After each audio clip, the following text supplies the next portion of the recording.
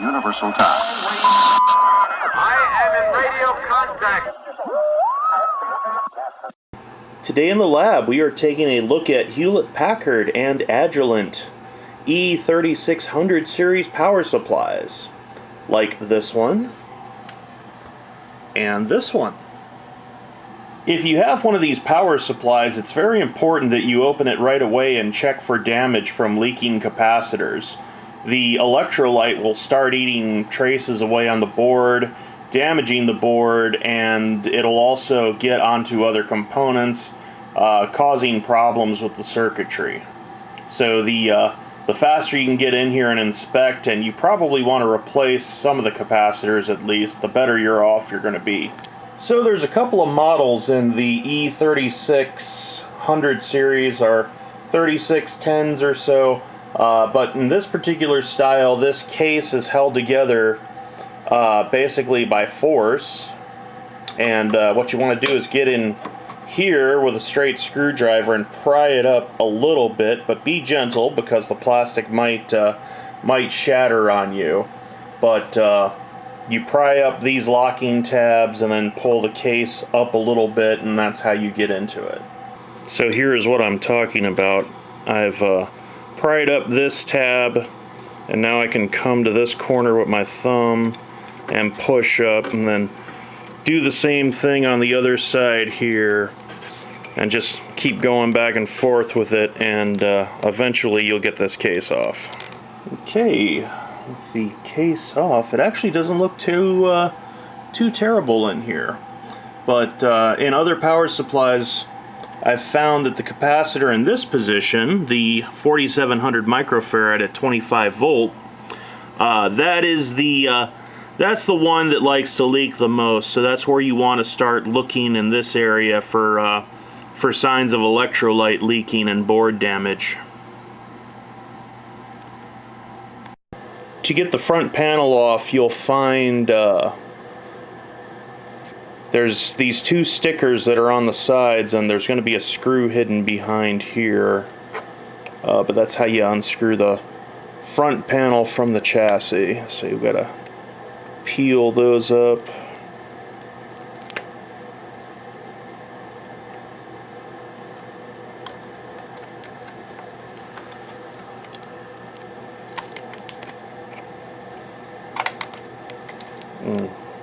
There's the screw I'm talking about. These holes are so you can mount two of these units side by side on a rack panel.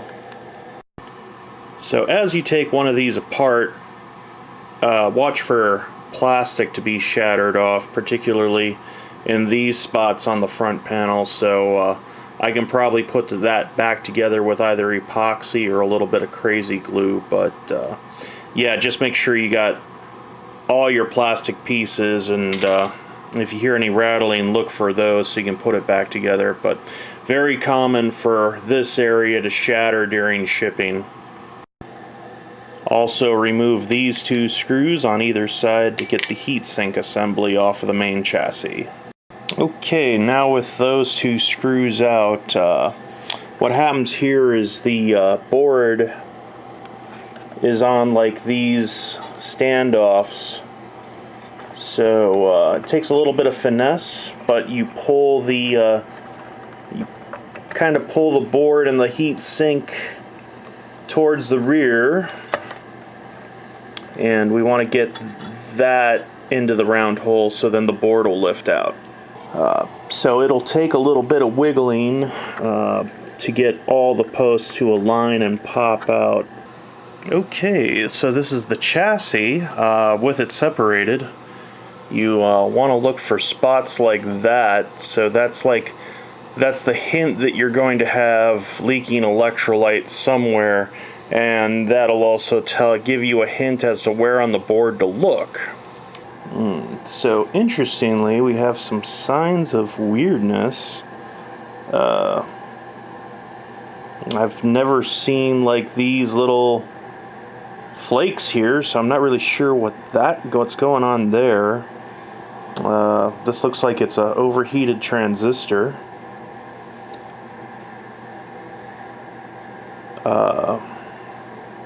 That's kind of looking like a trouble spot to me. But yeah, it doesn't look terrible under here, so maybe we got this one and caught it in time.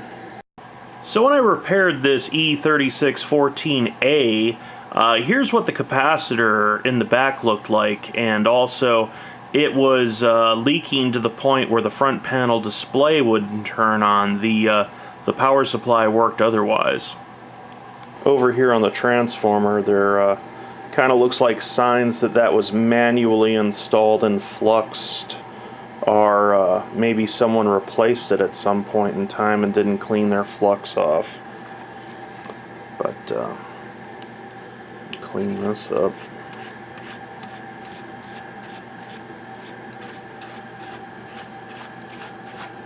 I guess that's just some sort of dust. It's sweeping up just fine.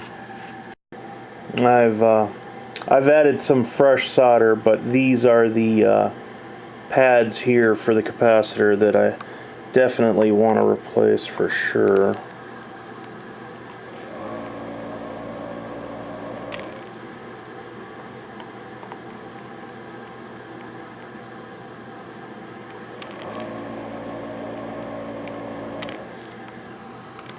I had to use a screwdriver and separate the capacitors from what looks to be MOVs on this side, but just get it out with a rocker. There we go.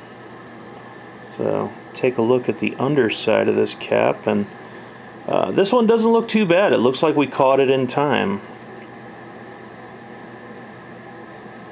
But yeah, these brown ones,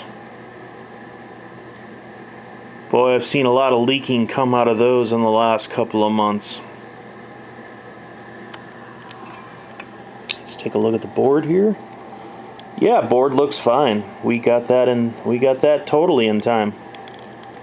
Another thing to know about these supplies is they like to use these 1 ohm metal oxide resistors as fuses. So if you have a portion of the supply that doesn't work, like say the front panel display, check those. Make sure they haven't gone open on you. So remember, when dealing with electrolytic capacitors, to always remember what way the polarity goes when you remove it. In this case, the square pad is positive, round is negative, and then on the new capacitor, look for the negative marking stripe on the side, and usually the longer of the two leads will be the positive. But there we go.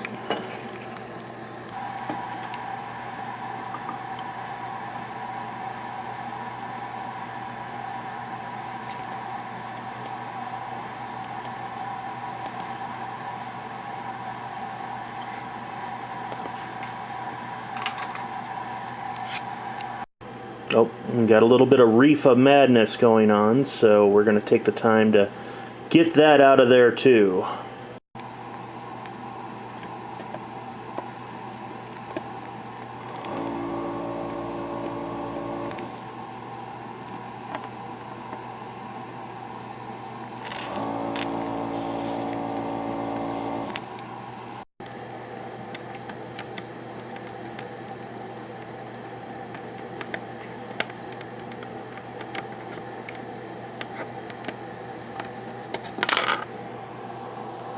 Yes, I've replaced the reefer with a Keymet X2 rated safety capacitor.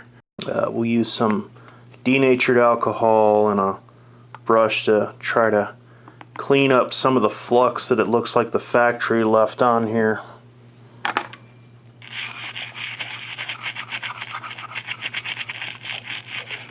So when cleaning flux, your brush here will break up the flux, but then it becomes soluble in the alcohol. So now you have to get the alcohol off with, say, use something like a Kim wipe. Otherwise it just stays on the board and makes a film for you. So here's a product I got turned on to. So this is JB Weld's Super Weld, and what it is it is like crazy glue, and it is UV curable. So I've already glued the front panel, so now we'll try to hit some of the exposed glue with the ultraviolet to get it to set. And I might actually go over it with some more glue after that.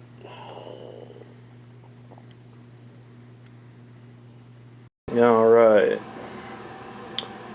With the supply back together, let's turn it on and see how we did. Okay. Looks like we've got a over voltage protection.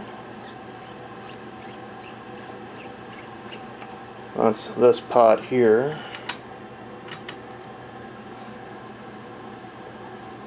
Alright, so we still have some problems here.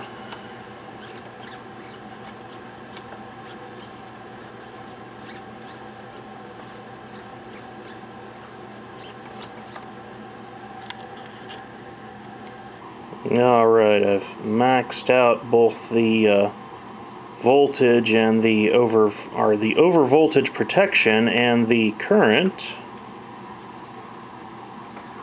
Try resetting this again.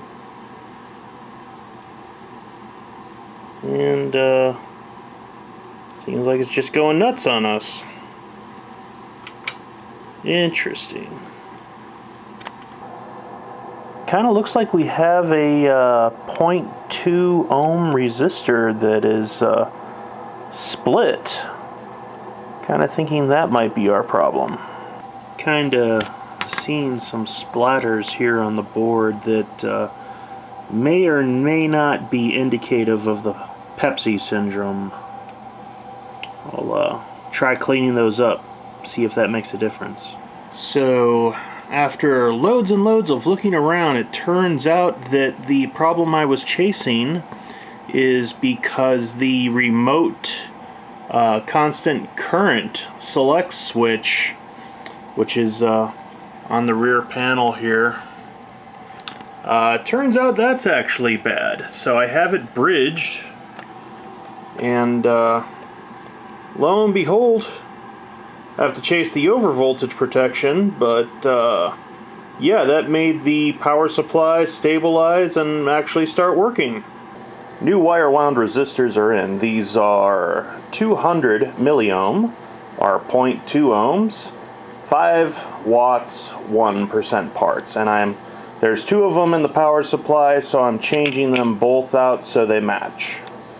Alright, we're back together. Let's turn it on and see how we did. And it looks like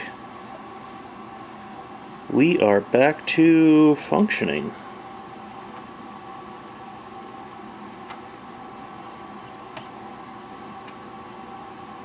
Alright. Alright, so fun experiment we're going to do. So if you don't have a way to measure these sub-ohm resistors, if you do have a power supply like this that gives you a current reading and a voltage reading, we can actually use that to measure. So be sure to cancel out how much resistance is in your test leads, but I can measure that. So I dial up current to 1 amp, and now I have a reading on the volts meter in milliohms. So I have 70 milliohms worth of resistance in these test leads, and now I can measure one of the 0.2 ohm 5 watt resistors that was in here.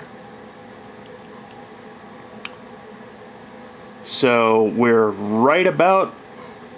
just right at 200 milliohms, and also this is the one with the crack in it, so turns out that wasn't bad, it was just cracked. And here's the other resistor I removed out of the unit, so we're just about bang on at 200 milliohms on that one as well, minus the 0.08 ohms that's in our leads.